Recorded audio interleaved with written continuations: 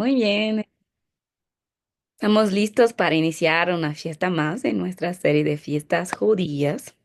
Y yo le dije, si hubiéramos pensado, si hubiéramos calculado, no cuadraría tan bien como la fiesta de hoy, porque vamos a estudiar hoy Pentecostés. Y justo el último domingo, el 8, fue día de Pentecostés, fue la fiesta de la celebración mismo en Israel de Pentecostés, así que coincidió ahí exactamente la misma semana para que hablemos de la fiesta de Pentecostés con el día de Pentecostés como tal de aquí.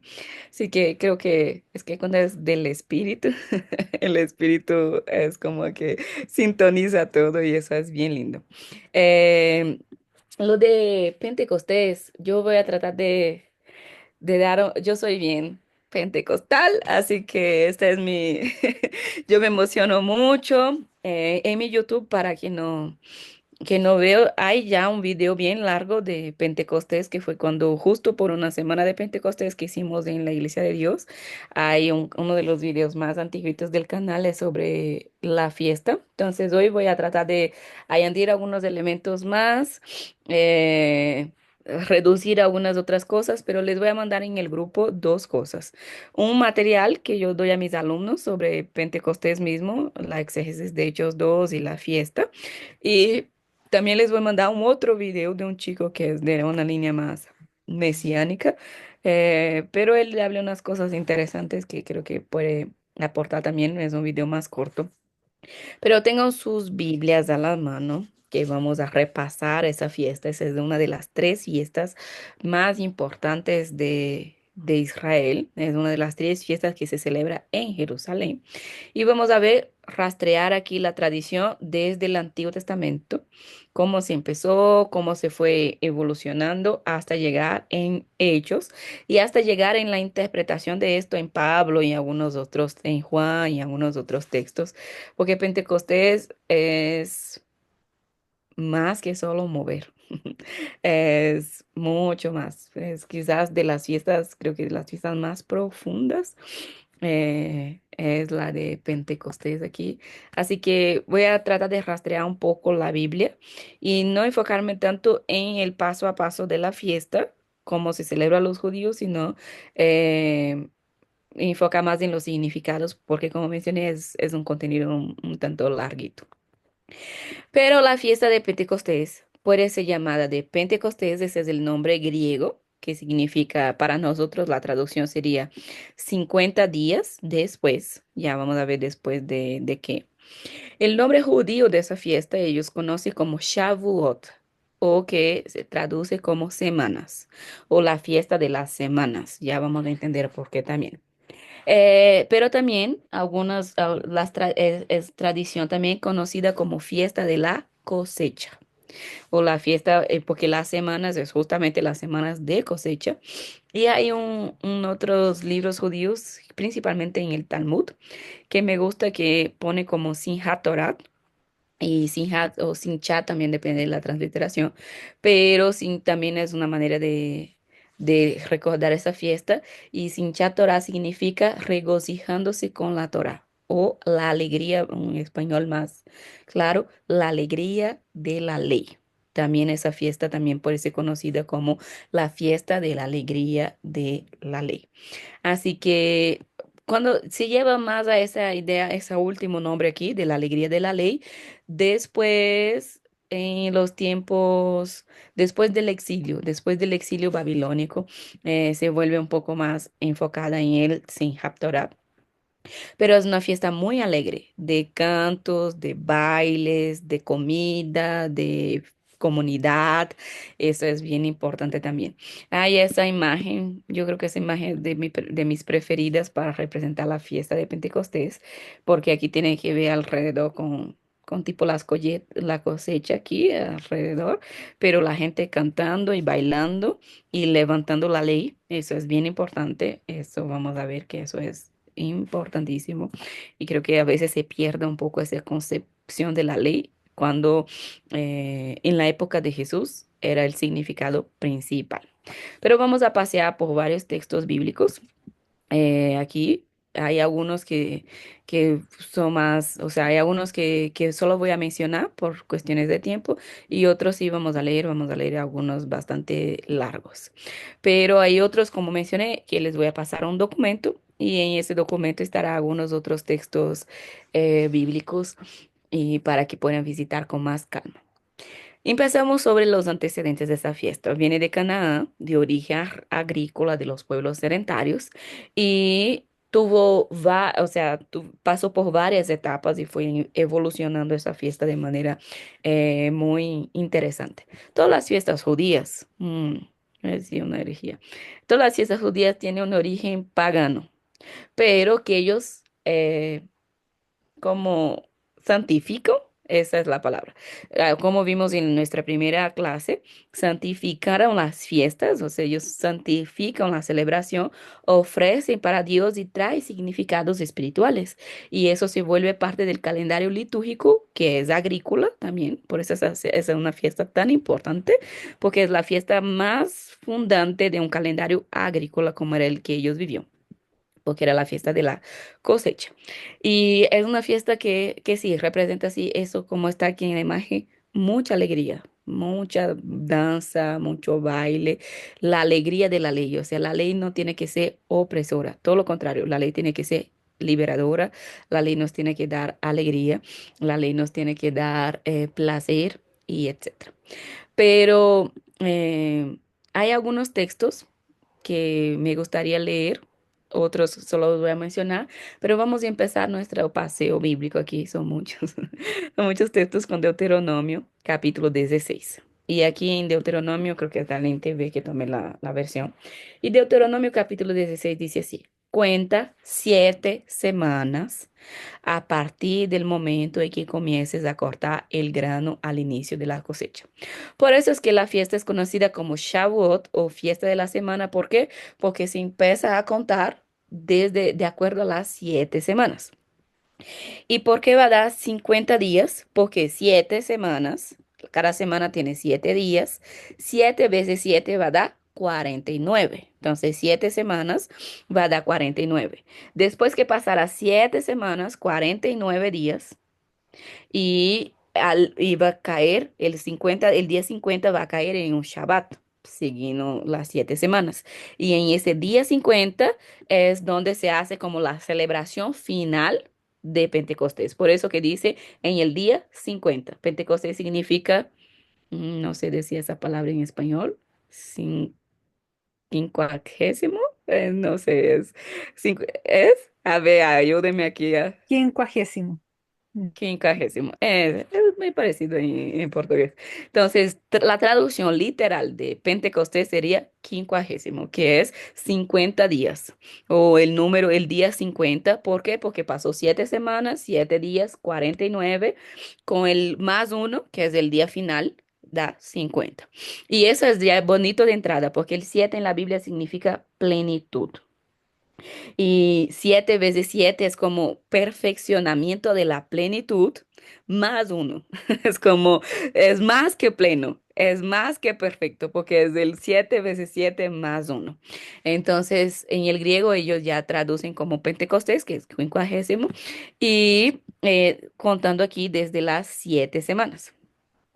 Pero sigamos con el texto, porque nos falta. Y aquí dice, comenzarás a cortar el grano al inicio de la cosecha. Por lo general, el inicio de la cosecha se da en la Pascua. Es por eso que la fiesta de Pascua y la fiesta de Pentecostés está muy conectado. Incluso no podemos contar Pentecostés sin Pascua. ¿Por qué? Porque los 50 días se cuentan, las 7 semanas se cuentan desde la Pascua. Entonces, ¿por qué? Porque el primer día o la fiesta de la cosecha o ese primer día, que es el que empieza la cosecha, por lo general cae en el domingo de Pascua. O la fiesta de las primicias, vamos a ver también, que también empieza en el domingo de Pascua. Y eso es tan lindo, ¿por qué? Porque ¿qué pasó en el domingo de Pascua? La resurrección de Cristo. Y el Nuevo Testamento va a decir que Cristo es la primicia de la nueva creación. Entonces, exactamente ellos hacen esa conexión. ¿Por qué? Porque en el domingo de Pascua iniciaba, o sea, tenemos la fiesta de la semana pasada, ustedes vieron Pascua, con la fiesta de los panes sin levadura. Y las fiestas de los panes sin levadura empieza, o sea, realmente es el orden es esta. Empieza la fiesta de los panes sin levadura en el jueves de Pascua, pero la fiesta del pan sin levadura es una semana. Entonces queda 7 días. Entonces, tanto la Pascua como el Pentecostés empieza dentro de la fiesta de los panes sin levadura. Sí me cachan, ¿verdad? Acompáñame, ponga atención, hay mucha información. Entonces, empieza el panes y levaduras. Y las fiestas del panes y levaduras, como les explicó Yuri, es purificación. Es dejar fuera toda la contaminación del pecado. Es separarse para Dios, consagrarse para Dios. Y es como, se inicia con esto, esa idea de separación, de santificación.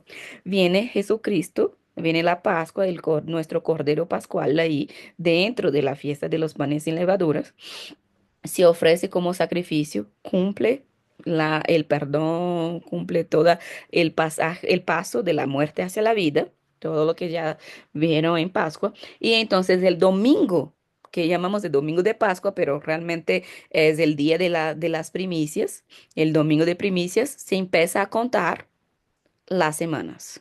Se empieza a contar después del Shabbat, de la Pascua, el domingo se empieza a contar los 49 días después de, que es desde el primer día, que es el domingo de primicias. Entonces tenemos separación, santificación, separación de la contaminación, tenemos el sacrificio pascual de Jesús y desde el domingo empezamos la fiesta de las semanas o la fiesta de las primicias y Jesús inicia, Él es la primicia de la nueva creación, pero eso se va a seguir por 49 días, por 7 semanas. Y seguimos con el texto. Estamos en Deuteronomio 16 para quien se conectó por ahora. Luego se celebra el Festival de la Cosecha en honor al Señor tu Dios. Este Festival de la Cosecha es en el día 50, pero aquí es la manera inicial de la fiesta. Se celebra el Festival de la Cosecha. En el honor es como la clausura de las 7 semanas de fiesta. Y eso es una cosa bien linda porque es como la Pascua en Jesús se dio una sola vez, nosotros recordamos o tenemos que vivirla cada día, pero se dio una sola vez. Pero la fiesta de Pentecostés es larga, es un proceso. No es como el sacrificio de Jesús fue único y suficiente. Con uno solo, uno solo sacrificado, un solo sacrificio valió, pero el Pentecostés no. El Pentecostés es un proceso largo de 7 semanas y 7 también, como ya les mencioné, significa perfección. Entonces podemos entender que esas 7 semanas es un proceso en un tiempo perfecto. ¿Cuánto es exactamente en cada una de nuestras vidas? No sabemos con exactitud, pero sabemos que es un proceso largo y en el tiempo perfecto de Dios. Él va obrando ese proceso ahí de 7 semanas de Pentecostés en nuestras vidas, que es algo bien bonito realmente. En honor al Señor tu Dios, llévale una ofrenda voluntaria. O sea, la ofrenda solo sirve si es por voluntad propia. Voluntario significa eso, cuando yo tengo ganas de hacerlo. Porque hay mucha gente que cumple la ley y que cumple las fiestas por obligación. Y aquí desde Deuteronomio 16 va a decir, si no es de manera voluntaria, de nada sirve. Yo tengo que tener deseo, yo tengo que anhelar, yo tengo que entregar por voluntad propia y aquí dice el texto también que me parece genial a la idea de que tú llévale una ofrenda voluntaria en proporción a las bendiciones que has recibido de él. Y aquí me detengo por un segundo, porque es como si nosotros vamos a ofrendar a Dios en la misma proporción que Él nos bendice. Ay, no, ahí sí tenemos que ofrendar demasiado. Y cuando habla aquí de ofrenda, él no especifica, aquí no necesariamente era cuestión de dinero, era todo el fruto de un trabajo. Y hoy cuando hablamos de ofrenda, involucra muchas cosas, no solo es, cuando yo hablo aquí, dale a Dios una ofrenda, no estoy hablando de plata. A veces lo que menos estoy hablando es de plata, porque estamos hablando de, si Dios, ya, en la proporción de lo que Él nos bendice, si Dios me bendijo con la vida, pues entonces yo tengo que ofrendarle mi tiempo en la misma proporción que Él me bendice. Si Él me bendice con comida, así, con provisión, pues yo tengo que ofrendar. Obviamente Dios no come material, entonces ofrendar a los que más necesito en la misma proporción que Dios me da. Si Dios lo que me ha bendecido fue con dones, pues entonces yo tengo que ofrecer a Dios la ofrenda de mis dones en la misma proporción que Él me dio. Y aquí vamos haciendo eso para todas las áreas de nuestra vida. Es como en la proporción que Dios nos bendice y Dios siempre nos bendice demasiado. Cada día que despertamos es una bendición. Cada aire que respiramos es una bendición. Esta semana fue muy fuerte para mí. He tenido noticias. Hoy se completó ya entre esos 2 días. Ya he recibido 3 noticias de muerte en Brasil de conocidos. Y hoy me afectó mucho porque es un chico de mi misma edad y que crecimos juntos y, y de la nada se le dio un aneurisma y hoy en la tarde le declararon muerte cerebral.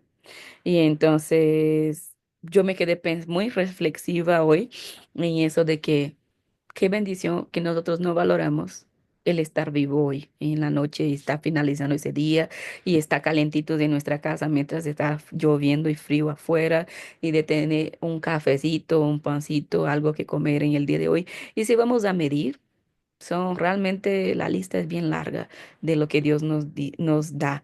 Y la idea es que ofrezcamos voluntariamente una ofrenda a Él en la misma proporción en las bendiciones que Él nos ha dado. Será un tiempo de celebración, versículo 11. Eso es bien importante porque, de nuevo, no es idea de tristeza, no es obligación, es una idea de alegría. Por eso, Simchat Torah es la alegría de la ley, es un tiempo de celebración, es un tiempo de fiesta, es no una fiesta. Entonces, será un tiempo de celebración delante del Señor tu Dios en el lugar de adoración que Él designe para que su nombre sea honrado. Y esa es una cosa porque importante de marcar aquí en relación a Pentecostés, porque la Pascua se celebraba en las casas. La Pascua es una fiesta familiar, mientras que Pentecostés se celebraba en el templo. Y entonces por eso venían a Jerusalén también. O en las sinagogas también hay tradiciones que celebraban en las sinagogas. Pero el punto aquí es, Pentecostés es una fiesta comunitaria. No hay forma de celebrar Pentecostés solito, imposible. Y es por eso que cuando vamos a llegar allá en el Nuevo Testamento, ya mismo vamos, dice, y estaban todos reunidos en un mismo lugar. Si no hay comunión, si no hay comunidad, no hay Pentecostés, no hay espíritu, no hay derramar del espíritu, no hay o sea, no se puede descender el espíritu si no hay comunión. Y esta es una fiesta comunitaria. Y ya les voy a seguir explicando por qué es tan comunitaria esa fiesta. Celebra con tus hijos e hijas, con tus siervos, mira, y siervas, con los levitas que vivan en tus ciudades, con extranjeros. Eso es bien importante, porque es tan comunitario que involucra la familia, los siervos, los levitas que adoran en tu ciudad, los extranjeros, los huérfanos y las viudas que viven en medio de ti. Eso es bien interesante la parte de las viudas y los extranjeros, los huérfanos y viudas. ¿Por qué? Porque es la gente más vulnerable de la sociedad. Es como ellos no tienen familia para celebrar, pues entonces ustedes sean su familia. Ellos no tienen hermanos, o sea, compatriotas para celebrar, pues ustedes serán sus compatriotas. Es una fiesta de inclusión. Y eso es bien lindo cuando hablamos de Pentecostés, porque si hay exclusión, ya no es Pentecostés, porque Pentecostés en su origen es una fiesta de inclusión. No hay espacio para discriminación, no hay espacio para racismo, no hay espacio para ningún tipo de marginalización en Pentecostés. ¿Por qué? Porque el Espíritu, vamos a ver que el Espíritu viene para unir. El Espíritu es amor. Por eso les mencionaba, el Espíritu viene o se manifiesta en la comunión. No hay otra manera que el Espíritu se manifieste si no hay comunión. Los extranjeros, los huérfanos y las viudas que viven en medio de ti. Recuerda que tú también fuiste esclavo en Egipto. Así que asegúrate de obedecer todos estos decretos. Y la palabra recuerda es bien importante, ¿no? Vuelve a pasar por tu corazón que también un día fuiste esclavo, pero en Pentecostés se celebra la liberación. Ahora ustedes son libres y porque son libres pueden celebrar, pueden hacer fiestas. Ese es el texto de Deuteronomio 16. Pero el texto más completo que va a unir todas esas fiestas del Antiguo Testamento realmente es el texto de Levítico capítulo 23. Y vamos a leer aquí medio rapidito. Fiestas establecidas o festivales establecidos. El Señor le dijo a Moisés, da las siguientes instrucciones al pueblo de Israel. Estos son los festivales o las fiestas establecidos por el Señor, los cuales ustedes proclamarán como días oficiales de Asamblea Santa. O en la versión tradicional, en el hebreo dice días oficiales de Santa Convocación. 3. Tienes 6 días de la semana para hacer tu trabajo habitual, pero el séptimo día es descanso absoluto. La primera fiesta que vimos aquí, abrimos nuestra serie con el Shabbat. El séptimo día, el día de descanso. Un día oficial de Asamblea Santa o un día de Santa Convocación. Es el día de descanso del Señor y tendrás que guardarlo donde quieras que vivas. Entonces empezamos nuestra fiesta, nuestra serie de fiesta con la primera fiesta, que es la fiesta semanal, que es el Shabbat. Además del descanso, esos son los festivales ahí. Además del Shabbat, la primera fiesta que vimos, esos son los festivales establecidos por el Señor, los días oficiales para Asamblea Santa que deberán celebrarse en las fechas señaladas de cada año. Entonces, habla del Shabbat y después empieza con las otras fiestas. Y entonces, la Pascua, viene ese versículo 5 la Pascua y el Festival de los Panes sin Levadura o la fiesta de los panes sin levadura que vimos la semana pasada. Vamos a leer aquí rapidito solo para repasar. La Pascua del Señor comienza a la caída del sol en el día 14 del mes, del primer mes. Al siguiente día, al día 15 del mes, comenzarás a celebrar el Festival de los Panes sin Levadura. Entonces, como mencioné, aquí junto al viernes, o sea, el viernes que es la caída del sol del viernes de Pascua, empieza la Pascua. El sábado, que es el 15, empieza el Festival de los Panes sin Levadura. Este festival en honor al Señor continúa por 7 días. Como mencioné, la fiesta de los panes sin levaduras empieza en la Pascua, pero sigue toda la semana. Y durante ese tiempo tendrás que preparar pan que coma sin levadura. El primer día del festival, todo el pueblo dejará el trabajo habitual. ¿Por qué? Porque el primer día es un Shabbat. Y celebrará un día oficial de Asamblea Santa. Durante 7 días deberá presentar ofrendas especiales al Señor. Al séptimo día, nuevamente el pueblo dejará todo su trabajo para celebrar un día oficial de Asamblea Santa. O sea, los panes sin levadura va desde el Shabbat de Pascua hasta el próximo sábado. Y yo creo que eso era mismo. Después, entonces, el Señor le dijo a Moisés, da las siguientes instrucciones al pueblo. Cuando entres en la tierra que te doy, recorras la primera cosecha, lleva al sacerdote el primer manojo de tu primera cosecha de grano, que es esa la fiesta llamada de Casir, que es la primera cosecha. Al siguiente día del descanso, el sacerdote la levantará ante el Señor a fin de que sea aceptada a tu favor. Este mismo día deberás sacrificar un cordero de un año sin defecto como una ofrenda especial quemada al Señor. Eso en la primera cosecha, o sea, el domingo, o sea, en el domingo vas a ofrecer, va a empezar la cosecha, pero al próximo sábado el sacerdote para celebra las dos cosas del fin del pan sin levadura y aquí el próximo sábado el sacrificio del cordero. como una ofrenda quemada. También presentarás una ofrenda de grano de 4 litros de harina selecta humedecida con aceite de oliva. Será una ofrenda especial, un aroma agradable al Señor. Además, debes ofrecer 1 litro de vino, una ofrenda líquida. No comas pan ni grano tostado o fresco antes de llevar tu ofrenda a Dios. Esta es una ley perpetua para ti que se cumplirá de generación en generación donde vivas. Y aquí ya empieza el tema de la ley. La fiesta es una fiesta de agradecimiento, es una fiesta de la cosecha, pero también es una fiesta, esa fiesta empieza a ser legalizada, se empieza a construir poco a poco lo que llamamos de una fiesta de la ley. Todo eso está en Levítico 23. Y aquí el festival de la cosecha. A partir del día que sigue al día de descanso, o sea, el Shabbat de la Pascua, el día que lleves el manojo de grano que sea levantado como una ofrenda especial, contará 7 semanas completas. O sea, desde el domingo de Pascua se empieza a contar las 7 semanas. Cuenta hasta el día después del séptimo día de descanso.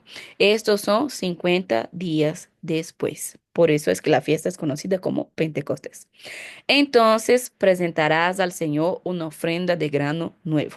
Donde quiera que vivas, llevarás 2 panes para ser levantados delante del Señor como una ofrenda especial.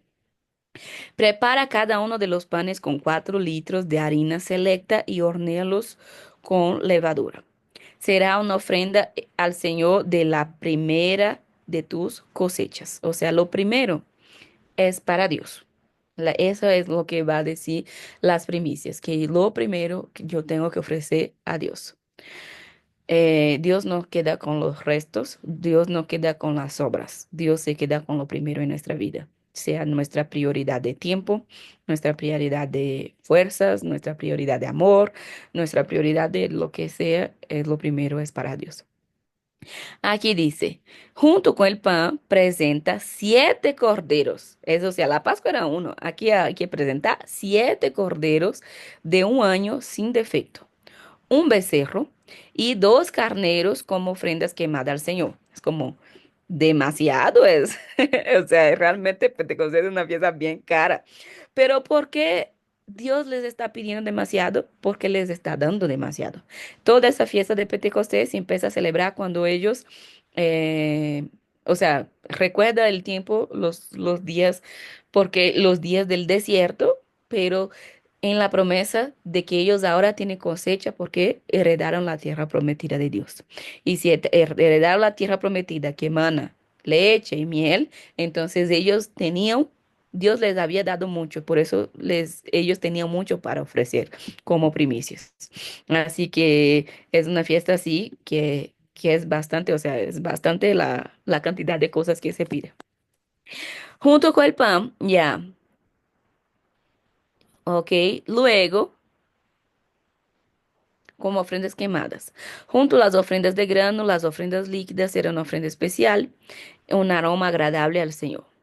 Luego deberás ofrecer, además de los 7 corderos, de los panes, del becerro, de 2 carneros y los granos y la ofrenda líquida.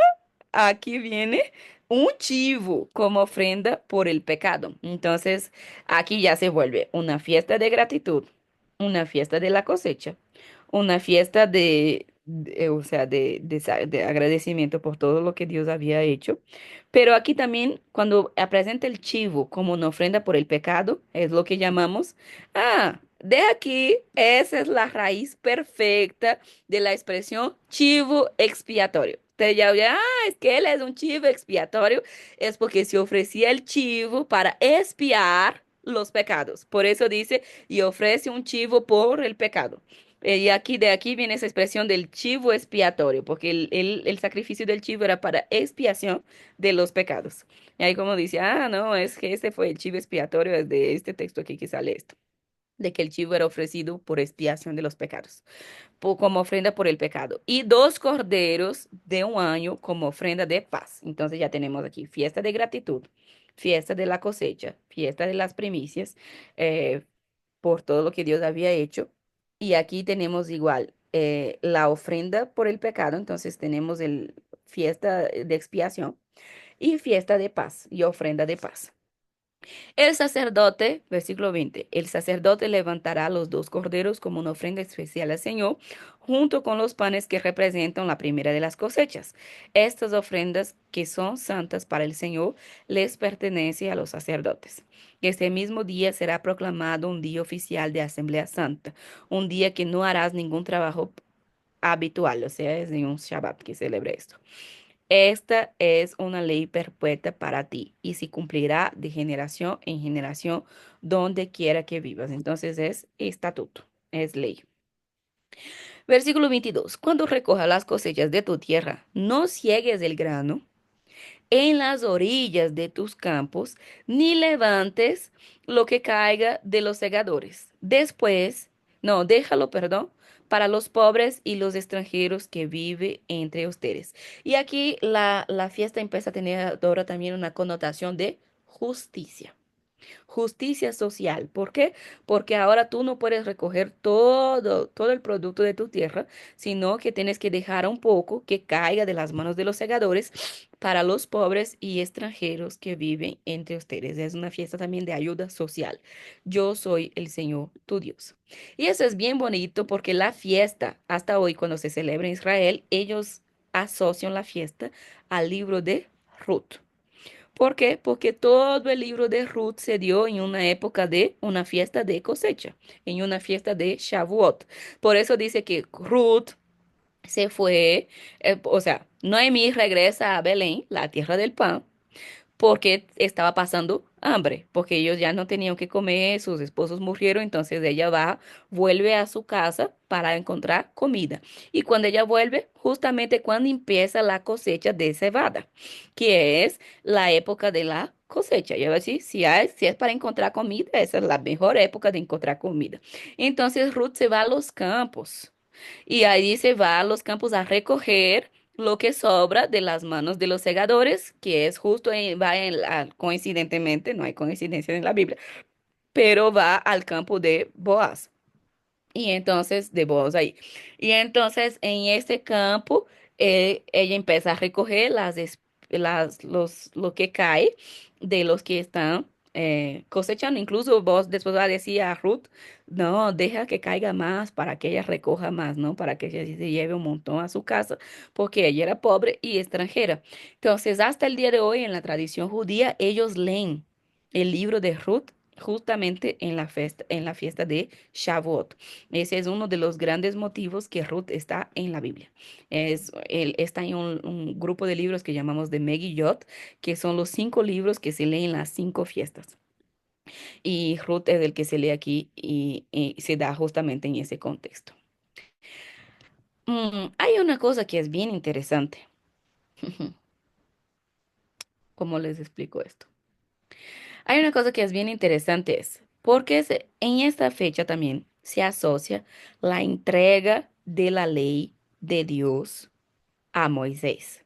O sea, después que ellos salieron de Egipto, que ellos están caminando por el desierto, Dios entrega la ley.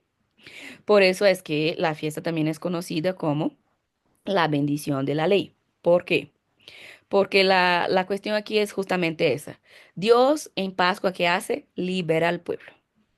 Pero una libertad que no tiene ley se vuelve libertinaje. Entonces, para proteger la libertad del pueblo que hace Dios, entrega la ley, los 10 mandamientos en el monte Sinaí. O sea, la ley, ¿cuál es el objetivo de la ley?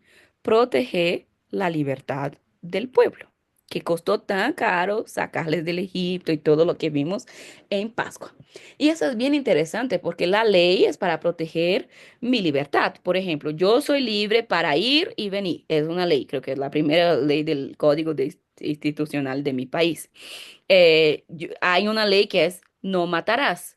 ¿Por qué hay una ley de no matarás? Para proteger la libertad de las personas que están vivas. El otro no me puede matar. Esto va protegiendo mi libertad.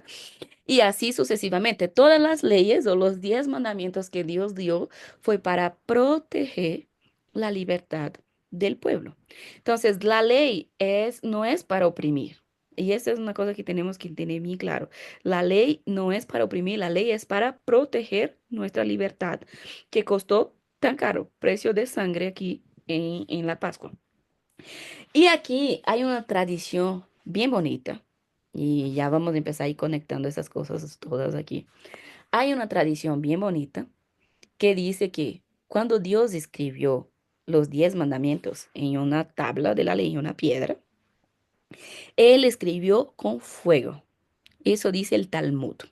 El Talmud es el libro de tradiciones judías y ellos tienen una idea de que Dios, así como en la piedra se puede escribir de dos maneras, tallando las escrituras cuneiforme, tallando en la piedra, o con fuego. Ustedes ya vieron una cosa grabada a láser. Ah, cuando en el cuero, en cualquier cosa, en todas las cosas que tenemos grabadas, yo no tengo aquí una cosa grabada cerca, pero aquí en mi casa tengo varias cosas que están grabadas a láser. Y el láser, ¿sabe qué es? Un fuego. Ellos van quemando así con fueguito y van tallando. Entonces, ellos tenían esa idea. Y ponga atención que eso es bien importante para entender Hechos 2. Cuando dice que Dios escribió los 10 mandamientos en las piedras, en las tablas de la ley que dio a Moisés, Él escribió con fuego del cielo. Dios escribió el fuego. Esa idea de fuego, ellos dicen lenguas como de fuego, porque Dios usó el fuego para escribir. Y aquí, ya conectando eso, que ya vamos a ir conectar con Hechos 2, que dice, en el día de Pentecostés vino como lenguas, como de fuego, y reposó sobre ellos, sobre su cabeza. Es más o menos, es que yo busqué y busqué en la traducción en español y no encontré nada que me satisfaciera. Porque dice, Jeremías capítulo 31 dice, el Señor afirma, vendrá el día en que haré una nueva alianza con Israel. Y esto es lo que pasó en la Pascua. Recuerda que cuando Jesús da la copa de la Pascua, dice, esta es la sangre de la nueva alianza que yo estoy haciendo con ustedes. Entonces la Pascua es la nueva alianza. Entonces, el día que haré una nueva alianza con Israel y con Judá.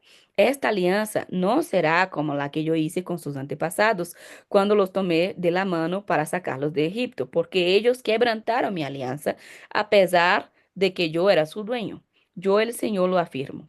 Esta alianza, y ponga atención, esta alianza que haré con Israel aquel tiempo, pondré mi ley en su corazón y la escribiré en su mente. La palabra que él usa aquí para escribir es como imprimiré. Y ahí uno queda como, pero en la época de Jeremías, que va a haber impresora, ¿cómo que Dios está diciendo que imprimirá?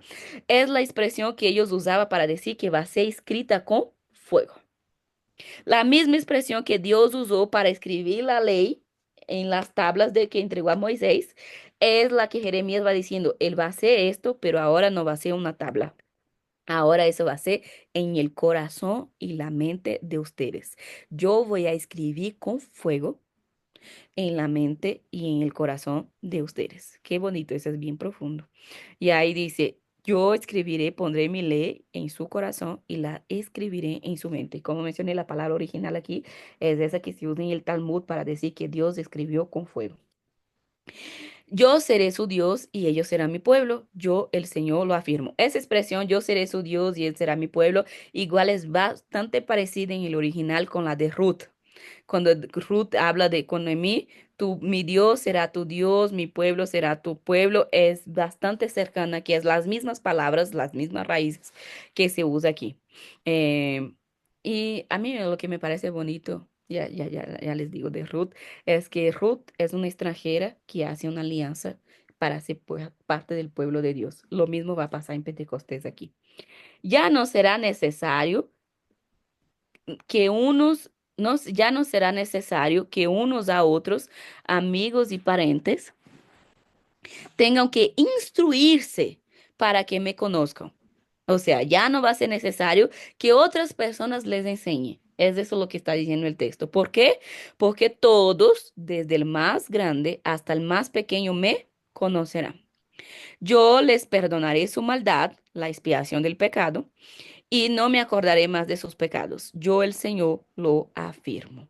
Esto es bastante posterior en la época de los profetas, esa conexión que se hace también con Pentecostés. Pero en la época de esa fiesta pasa por varias etapas, de Bicurín, de Casi, de primeros frutos, de después de frutos, pero la fiesta completa, la que leímos aquí en Levítico 23, tiene todas esas cosas, todos esos pasos. Contad desde el día de reposo, o sea, desde el primer Shabbat de Pascua, desde el día que ofrecéis la gavilla de la ofrenda mecida, 7 semanas cumplidas serán, o sea, el tiempo perfecto de Dios. Hasta el día siguiente del séptimo día de reposo contaréis 50 días y entonces ofreceréis un nuevo grano a Jehová. 50, como ya les mencioné, significa plenitud. 7 veces 7 más uno. De vuestras habitaciones traeréis 2 panes para la ofrenda mecidas, que serán de 2 décimas de efa de flor de harina, cocidos con levadura, como primicias para Jehová. Fiesta de la primicia. Y ofrecéis con el pan 7 corderos de un año sin defecto, un becerro de la vacada y 2 carneros. Será holocausto a Jehová, como su ofrenda y sus libaciones, ofrenda encendida o lo grato a Jehová. 6. Ofrecéis además un macho cabrío por expiación o un chivo, ¿no? Expiatorio. Y 2 corderos de un año en sacrificio de ofrenda de paz. 7. Y el sacerdote presentará como ofrenda mecida delante de Jehová con el pan de las primicias y los 2 corderos será cosa sagrada para Jehová. Toda esa idea de la solemnidad o de la sacralidad de esto, de la santidad de esto. 8. Convocaréis en este mismo día santa convocación. Ningún trabajo de siervo haréis, estatuto perpetuo donde quiera. Toda la parte legal. Y 9. Cuando segareis la miel de vuestra tierra, no segaréis hasta el último rincón de ella, ni espigarás tu siega. Para el pobre, para el pobre, para el extranjero la dejarás. Yo, Jehová, vuestro Dios. De todas esas formas aquí, esa era la forma, todo lo que se tenía que hacer en Pentecostés. ¿Y cuáles eran los significados? Eso tenía, la Pentecostés tenía varios, o sea, fue aumentando y aumentando, pero en la época de Jesús tenía el significado de ley. Como les mencioné, desde el exilio babilónico se volvió la fiesta de Simchat Torah, la alegría de la ley. Y ese es el principal significado en la época de Jesús, la idea de la ley. Lo que Jeremías dijo, ya nadie tiene que enseñarte nada. ¿Por qué? Porque la ley va a estar escrita con fuego en tu corazón. 2. Ofrenda de paz o de reconciliación. ¿Por qué? Porque se ofrecía allí los animales para estar en paz con Dios. 3. Era una fiesta de expiación, donde los pecados eran purificados, eran perdonados. 4. Ofrenda rigurosa. O sea, era una ofrenda que exigía, ¿no? Bastante sacrificio. 5. Ayuda social y justicia. Como consecuencia de la acción de gracia, se ayuda a los necesitados, porque yo doy lo que tengo. Si lo que tengo es abundancia, pues yo voy a ayudar de manera abundante también. 6. Autoridad sacerdotal y esa idea del sacerdocio, de ahí va a venir del sacerdocio universal. Y 7. Acción de gracias, pero no menos importante, la acción de gracias fue el primer significado y en la fiesta de la cosecha, en la fiesta de las primicias, y eso se fue aumentando. Graben bien esos 7 significados, porque cuando hablamos de Pentecostés, todo eso tiene que estar involucrado. Ley, paz, expiación, sacrificio, ayuda social, autoridad sacerdotal y acción de gracias. Si perdemos cualquier uno de esos elementos, perdemos la, la magnitud de lo significado profundo de Pentecostés. Y ahí aquí, ahora vamos a, después que llegamos aquí, vamos a Hechos 2. Hay un texto de Efesios aquí que yo quiero leer, pero voy a dejar para leer al final. En Pentecostés, Hechos 2, vamos al Nuevo Testamento. Y dice el texto. En Pentecostés, y llegando el día de Pentecostés, es lo que dice textualmente el texto, cuando se cumplió el día que el Espíritu Santo iba a venir a llenar el interior de los creyentes con la obra de Cristo. Despacio aquí, estoy leyendo en la versión TCB que ya dimos así medio masticado, ¿no? Dice, cuando llegó el día de Pentecostés, o sea, cuando llegó el 50 días, después de la Pascua, ellos estaban reunidos ahí, se cumplió la promesa que Jesús hizo eso es de Hechos 2.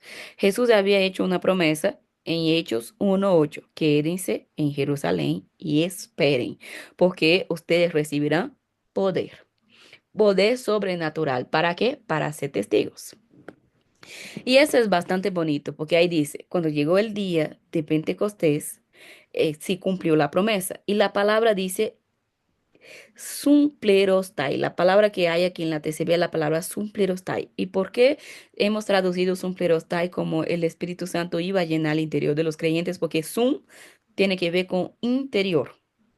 Y plero o plerostai viene de plero y plero es llenura. Entonces, realmente lo que estás diciendo es, va a haber, y ese plero es una llenura que viene de parte de Dios. Entonces, Dios va a llenar el interior. Por eso, porque el verbo es sumplerostai. ¿Con qué? Con la obra de Cristo. Con él, porque Pentecostés ya se había puesto la obra, la fiesta de la ley. ¿Y cuál era la obra de Cristo? Toda la salvación, todo lo que, la ética de Cristo, todo lo que Cristo había enseñado y su sacrificio ahora iba a ser interiorizado. Y dice, y toda la iglesia estaba reunida en un mismo lugar. Y dice, el texto dice, todos estamos reunidos en un mismo lugar. De repente, un gran ruido como un soplo fuerte llegó del cielo y llenó toda la casa donde estaban sentados. Hay una cosa que me gusta mucho aquí en ese texto, es la idea de que hay un ruido que llena. Y es como, a mí me molesta un poco esa idea de pentecostales que no tienen sonido. Pentecostales que no suenan, que no emiten un sonido, porque el espíritu viene como un sonido. Y aquí me dice, ese texto es tan especial, es un texto tan especial que dice que lo que llenó la casa fue el sonido. Es como, ¿cómo es que el sonido llena? Un sonido es más escuchado, un sonido no llena nada, pero según el texto original, lo que llena la casa no es el viento, lo que llena la casa es el sonido, es el ruido. Y eso es algo tan bonito porque el Pentecostés tiene que causar en nosotros una llenura interior tan grande que hay que sonar.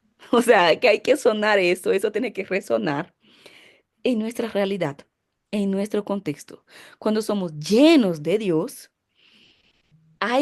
o sea, eso no es silenciado, eso no puede, esa llenura de Dios no puede ser silenciada. Y no quiero decir de manera literal, estoy hablando de manera simbólica aquí. Cuando Dios nos llena, eso tiene que sonar, eso tiene que sonar en todos los aspectos de nuestra realidad. Y ese sonido llena, es como, o sea, de repente un gran ruido como un soplo fuerte llenó el cielo y llenó la casa, o sea, lo que llenó fue el ruido donde estábamos sentados. Me acuerdo que una vez Dios se mandó una prédica en Capilla del Valle que yo me quedé como, "Ah, qué linda prédica, Dios, y te luciste". Y él se enfocó toda su prédica en estaban sentados. Y aquí lo que me pareció tan bonito es que cuando nosotros eh, recibimos el Espíritu es como ya no vamos a estar sentados, ya no vamos a estar acomodados, porque cuando el Espíritu llena, ellos van a empezar a salir, ellos van a empezar a salir para cumplir que la promesa de Hechos 1:8. Y ustedes recibirán poder, ¿para qué? Para testificar. Por eso que el sonido es importante, porque ¿qué es lo que suena? Tu testimonio. ¿Qué es lo que tiene que sonar cuando recibimos o como somos llenos del Espíritu? Nuestro testimonio. Nuestro testimonio tiene que sonar, tiene que eh, impactar, tiene que hablar, tiene que evangelizar, ¿no? Y eso nos mueve. Tres, y experimentaron, mira lo que les estaba tratando de explicar, y experimentaron lenguas como de fuego que fueron distribuidas y reposaron sobre cada uno de ellos. Hay tres cosas que quiero resaltar aquí. Primero, esas lenguas como de fuego es la misma expresión que usa el Talmud para decir que Dios escribió la ley en las tablas que dio a Moisés. Y es la misma expresión que dijo Jeremías 31 que ahora Dios iba a escribir la ley en nuestro corazón con fuego. Y aquí no quiero inquietud, no quiero alboroto, pero la palabra cuando dice lenguas como de fuego es la palabra glosa. De aquí viene el término pentecostal que usamos de glosolalia, que es hablar en otras lenguas, o lenguas de fuego, o lenguas angelicales también, como nos gusta llamar. Por ejemplo, siempre que me preguntan, pastora, ¿hay la palabra glosa en el Hechos 2? Sí, hay aquí. En esa expresión, lenguas como de fuego, hay esa glosolalia, pero que después va a ser unida con la interpretación del don de lenguas. Sí, y yo creo en eso, creo, yo hablo en lenguas desde los 4 años de edad y es una cosa muy especial, pero es un don. Y aquí cuando dice lenguas como de fuego, yo creo que el sentido más cercano, original es la idea de Jeremías, que es la idea del Talmud, que es la idea de cuando Dios entregó la ley, él escribió con fuego. Y aquí lo que va a decir Jeremías es cuando somos llenos del Espíritu, Dios va a escribir su ley con fuego en nuestro corazón. Y ese fuego va a venir, y el fuego tiene la idea de purificación, tiene la idea de transformación. Entonces, cuando dice que vienen lenguas como de fuego sobre cada uno de ellos, como aquí se está dando algo sobrenatural aquí. El Espíritu vino, el Espíritu bajó y Él está obrando transformación y Él está obrando santificación por medio del fuego y Él está obrando purificación por medio del fuego. ¿Cómo es que Él está haciendo esto? Haciéndonos encarnar la ley de Dios. Ahora no como con escritas, como mencionaba en piedras, no como era de los antepasados, es algo ahora interior. La ley no es algo externo, la ley ahora es algo adentro.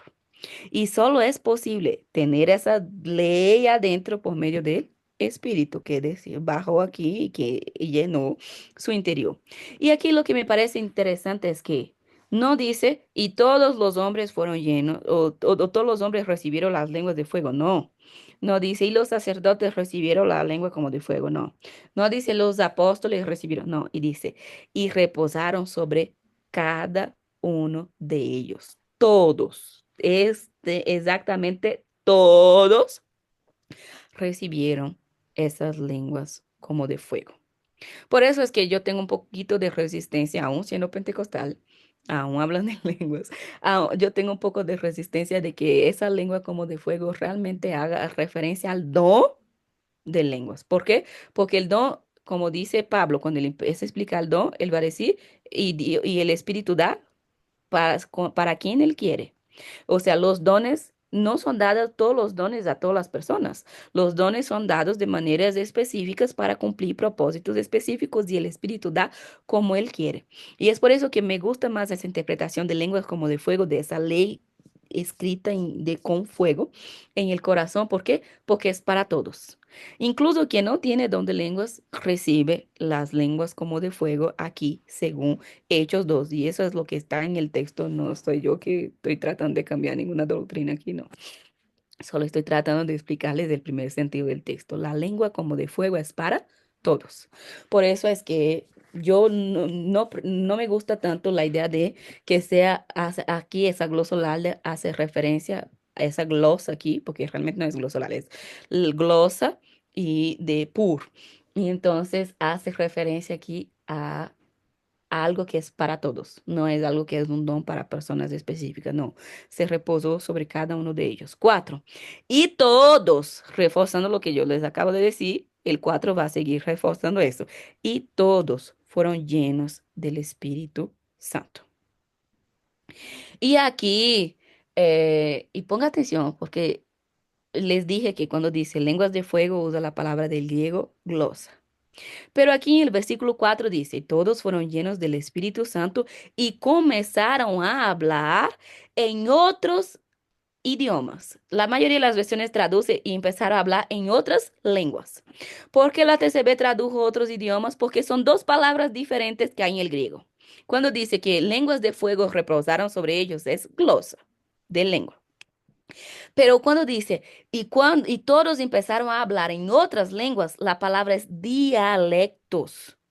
Y aquí no soy, aquí que ponen buscar en el griego, entren en la plataforma que ya les indiqué algunas veces, logos, y la palabra que usa el griego es dialectos. Y dialectos no es lenguas angelicales, dialectos no es lenguas de fuego, dialectos es otros idiomas. Pues ahí hasta hoy usamos, es que mi dialecto es el español castellano de Ecuador, la sierra, ese es mi dialecto.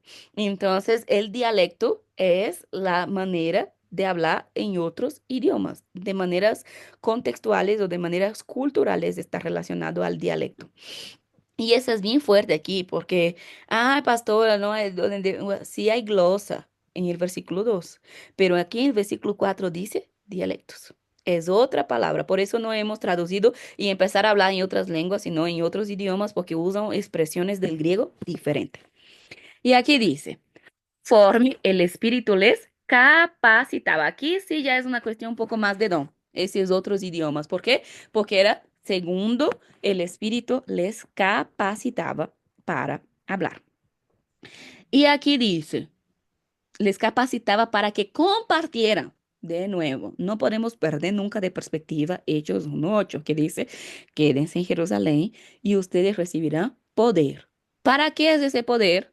Para testificar en Jerusalén, en Samaria y hasta los confines de la tierra. ¿Cuál es el propósito de recibir la capacidad de hablar otros idiomas? Aquí dije muy claro que es para compartir el Evangelio que transforma la existencia humana a todas las naciones. Para llegar hasta los confines de la tierra se necesita hablar la lengua de hasta los confines de la tierra. Entonces, aquí el Espíritu Santo capacitó un pueblo que no hablaba bien ni el idioma de ellos propios, eran unos galileos, ya vamos a ver aquí el texto después va a decir. Esos no son esos galileos brutos que no sabían ni hablar su propio idioma y ahora están hablando en varios idiomas. ¿Por qué? Porque recibieron esa capacitación, ese poder para evangelizar, para hacer misiones. Es por eso que todo tipo de Pentecostés está relacionado con misiones, con evangelización. Pero bueno, ese es un otro tema. 5. Estaban en Jerusalén, y eso es bien claro conectado con el 4. Estaban en Jerusalén personas piadosas de todas las naciones del mundo. ¿Por qué? Porque subieron para celebrar la fiesta de Pentecostés en Jerusalén. Cuando se produjo un ruido fuerte, de nuevo el ruido, hay que sonar, hay que impactar, hay que tener algún tipo de voz, no sé ni cómo explicar lo que estoy tratando de decir aquí.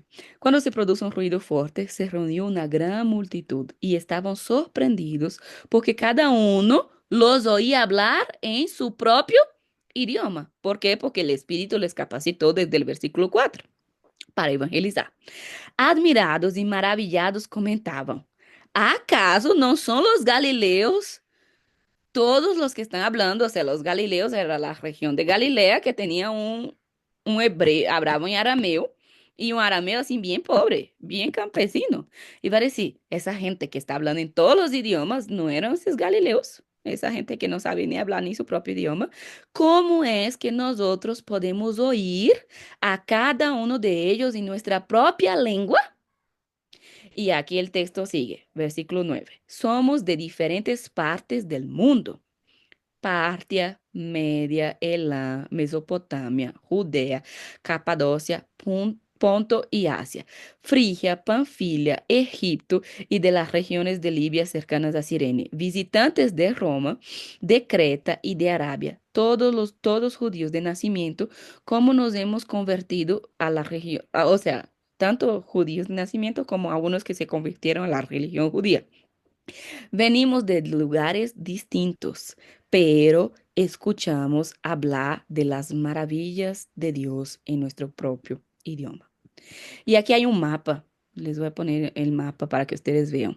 De Jerusalén, el Pentecostés ahí, Judea, y a todos los lugares del texto mencionado en el texto, es como hay una circunferencia que simboliza el mundo entero. Todas las palabras que fueron mencionadas ahí, Mesopotamia, Media, la Arabia, Cirene, Egipto, Creta, Asia, Frigia, Panfilia, si vamos a poniendo, esos son los lugares del mapa.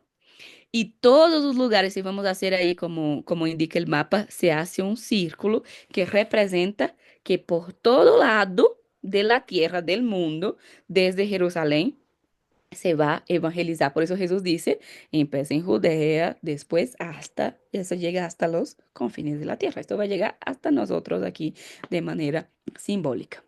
Y ahí aquí sigue el texto diciendo, estaban todos sorprendidos y perplejos y se decían unos a otros, ¿qué significa esto? Pero había otros que se burlaban diciendo, están borrachos, han tomado demasiado vino barato. Y ahí es como, ¿por qué? Porque se cree que el Pentecostés es algo de éxtasis. Y el vino significa alegría, el vino significa transformación, el vino, ustedes en la Pascua la semana pasada ya deben haber hablado sobre eso, significa felicidad. Entonces, cuando dice que parece que han tomado mucho vino es porque ellos estaban alegres, ellos estaban en éxtasis, ellos estaban siendo transformados. Y aquí empieza el primer discurso de Pedro. Entonces Pedro se puso de pie junto con los 11 apóstoles, alzó su voz y pronunció el primer discurso apostólico. Judíos y los que están de Jerusalén, les voy a explicar qué ha pasado.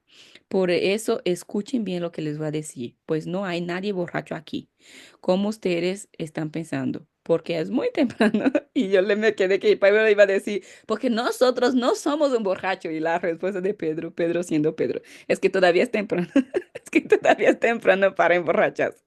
Ay, en realidad, lo que está pasando es el cumplimiento de lo que anunció el profeta Joel y dijo, en los últimos días derramaré mi espíritu sobre ustedes, sobre todas las personas. Sus hijos y sus hijas profetizarán.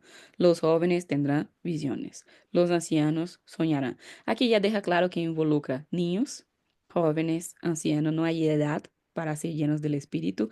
No hay género porque dice hijos y hijas para recibir el Espíritu. En esos días derramaré mi Espíritu sobre mis siervos, hombres y mujeres, y ellos profetizarán. Les mostraré las maravillas en el cielo y señales en la tierra, sangre, fuego y nube de humo.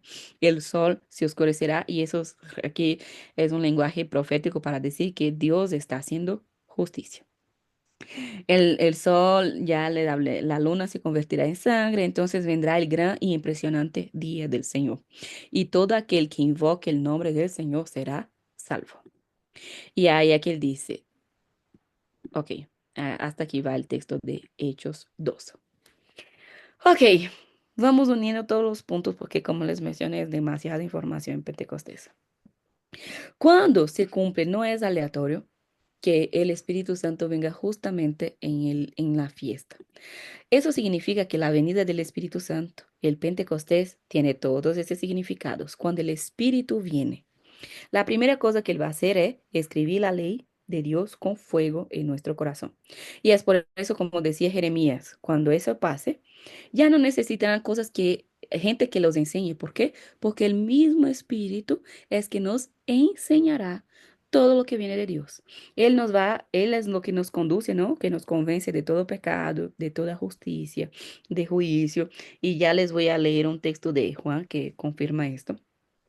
No podemos quitar la idea de la ley, de la ética, porque el Espíritu Santo nos va a enseñar a qué, a vivir como Cristo, a vivir la ética de Cristo. ¿Y cuál es la ética de Cristo? La ética del amor. ¿Y qué es lo que hace el Espíritu Santo?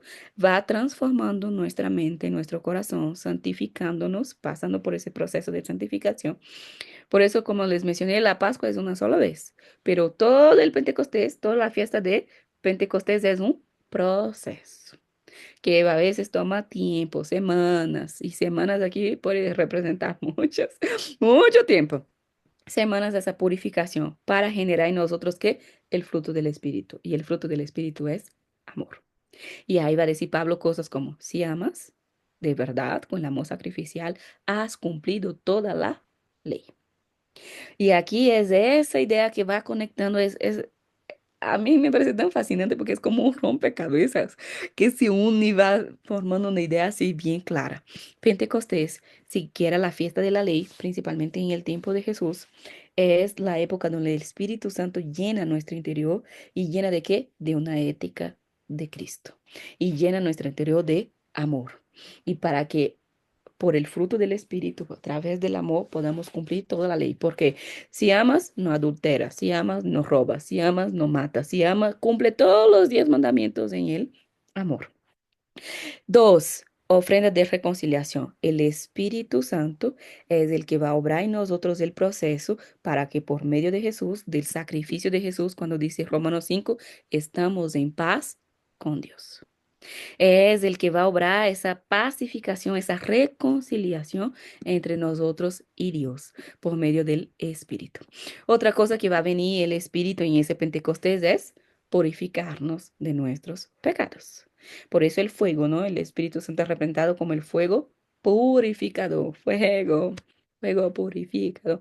Después tenemos aquí esa, porque cuando el Espíritu Santo llena nuestro interior, entonces, hay una transformación en nuestra mente, en nuestra manera de vivir, en nuestra ética, en nuestro corazón, porque como dijo Jeremías, Él va a transformar, va a escribir eso en nuestro corazón. Ahí se da lo que Pablo dice en Romanos 12. Nosotros ofrecemos lo que tenemos, nuestras primicias, no, todo nuestro cuerpo, todo nuestro ser como sacrificio vivo, santo y agradable para el Señor, para vivir esa buena, perfecta, transformando nuestra manera de pensar y transformando nuestra manera de vivir. Otra cosa, ayuda social. Esa idea de decir, yo soy de Pentecostés, yo soy pentecostal y no me preocupo con los menos favorecidos, con las viudas, con los pobres, con los extranjeros, tú no es pentecostal.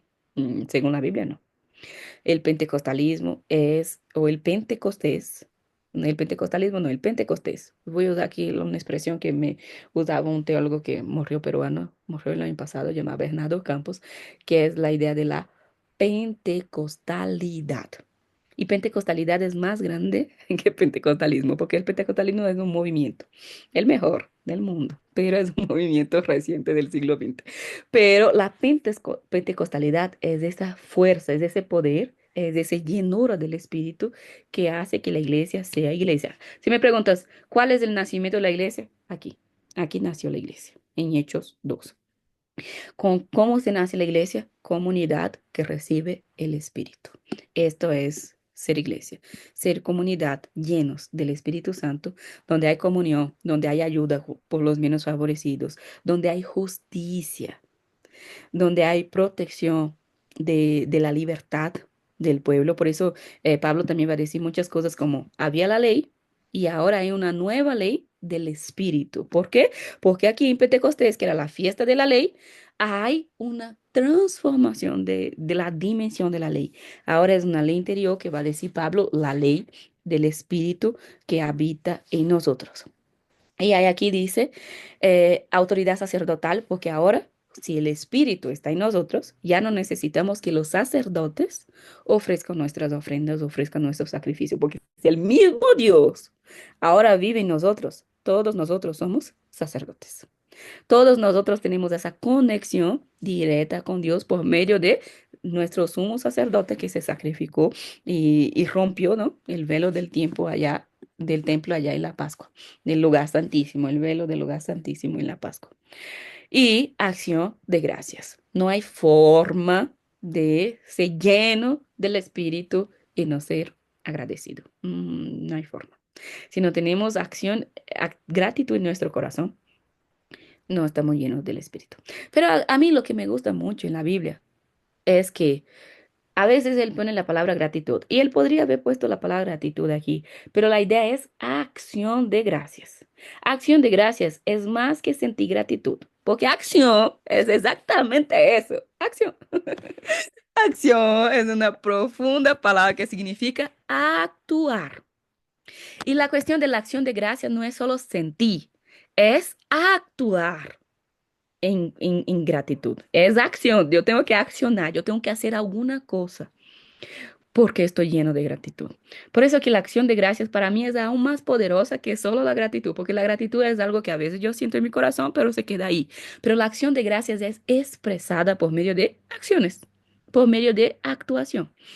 Y esto es bien bonito porque cuando recibimos el Pentecostés, en el día de Pentecostés, todos esos significados profundos de esa fiesta se encarna en nosotros o se interioriza o se es llenado en nuestro interior por medio del Espíritu Santo.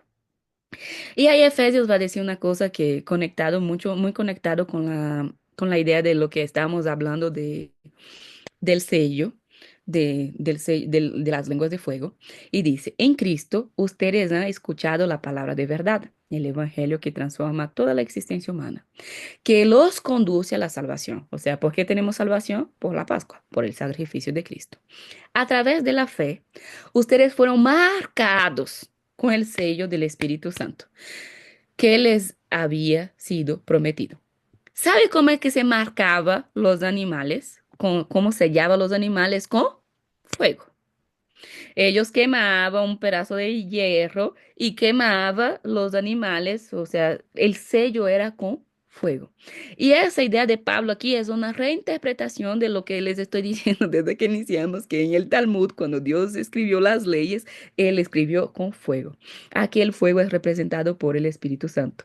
Y ahí cuando dice, ustedes serán marcados por el sello del Espíritu Santo, es como el fuego purificado les va a sellar, le va a marcar el espíritu que los bautiza, ¿no? Que los llena con fuego, que había sido prometido, les va a sellar, les va a marcar. Esa es la misma palabra que se usa hasta para la marca del Cordero en Apocalipsis de los 144,000 marcados, sellados. Es la misma palabra que usa en este texto aquí. Y Juan, y con eso termino, Juan capítulo 15. Jesús explica a los discípulos una cosa así muy difícil de entender, porque él estaba diciendo a los discípulos, yo me voy, y los discípulos estaban muy tristes. Cómo es que Jesús se vaya? Y él va a decir, no, es bueno, es muy bueno que yo me vaya. Y los discípulos van a decir, ¿qué te vamos a creer? ¿Cómo que va? No es imposible ser bueno que tú te vayas. Y él va a decir, porque cuando yo voy, va a venir el Consolador. Y como ya les expliqué varias veces, ahora no es Dios con nosotros, ahora con el Espíritu Santo es mucho más que eso, es mucho más profundo que eso, es Dios en nosotros a través de su Espíritu. Y ahí dice Juan 14:25, estas cosas les he enseñado estando con ustedes, con nosotros. Pero el Consolador, el Espíritu Santo, que el Padre enviará en mi nombre, él se encargará de hacerles entender todas esas cosas y recordarles lo que yo les enseñé. Y aquí es una cosa bien importante porque toda la ley tiene que ver con enseñanza. La ley nos enseña a vivir. La ley de Dios nos enseña a vivir de la manera que agrada a Dios. Y aquí viene el Espíritu Santo para enseñarnos que a vivir de la manera que agrada a Dios. Por eso es que Él viene para encarnar la ley de Cristo en nuestros corazones. Él nos viene a enseñar todas las cosas. Él nos viene a hacer entender la manera correcta de ser feliz, la manera correcta de amar, la manera correcta de vivir, la manera correcta de vivir la justicia, todo esto. Y ahí dice, les dejo un regalo, la paz, que se fundamenta en la práctica de la justicia, pero les regalo mi propia paz, no esa paz ilusoria que el mundo les da. Les doy la auténtica paz a través de la justicia. No se queden tristes, ni tengan miedo. ¿Por qué? Porque si el Espíritu Santo está en nosotros, tenemos todo esto. Ley, sacrificio, paz, expiación, transformación, justicia, capacidad, poder para evangelizar y para hacer ruido, para hacer ruido en esta tierra, para sonar y transformar ese mundo por siempre. Así que la fiesta de Pentecostés o la fiesta de Shavuot, como mencioné, es una fiesta comunitaria, judía, la fiesta judía como tal, donde ellos ofrecen todas esas cosas en Jerusalén y comen mucho y beben mucho y celebran la ley, pero aquí, Pentecostés es una fiesta que ya nosotros adaptamos o ya cristianizamos, así como la Pascua es cristianizada para nosotros por medio de la Santa Cena. Pentecostés es cristianizado aquí por medio del Espíritu, que viene o que no fue coincidencia, todo es realmente calculado. Aquí cada pieza se une formando la gran imagen de salvación, de transformación, de liberación por medio de Pentecostés y del día del Espíritu. Muy bien, con esto ya tenemos nuestra grabación y les escucho. Yo les